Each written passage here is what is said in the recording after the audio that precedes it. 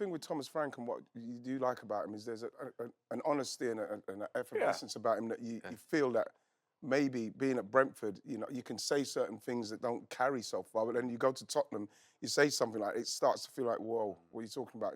You need to, and I think that he's probably adjusting to the size of it's the size of the club. But that's an interesting point. That we talk about moving from whatever club, whatever size you want to call Brentford, but when you make that jump to one of the big boys, and things that you get lauded for, which is always really honest, isn't it? And his interviews refreshing.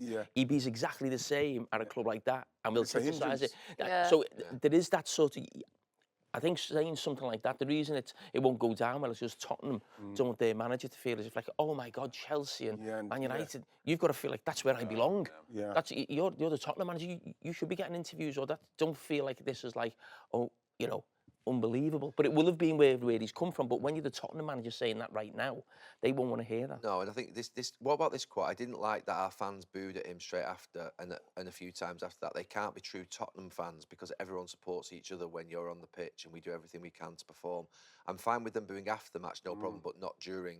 That is unacceptable. What do you think about that? It was Vicario, obviously. What do you think about booing a player during a match? I think it's terrible. I do. Because the thing is, if you're booing a player as a game's going on, you obviously haven't played football or understand football because he's just made a mistake, and you're not going to get another level out of him by booing him. Like, he's playing for your team. With fans, and people will say things like, you know, they pay their money, and they have got their right to say what they say, but there's no scenario in football where booing a player who's trying his best, he will be trying his best, might be having a nightmare, is going to benefit him or the club or anything. So on that point, he's absolutely right to say that. If that's all he has to die, then he should die on that, because boo him afterwards.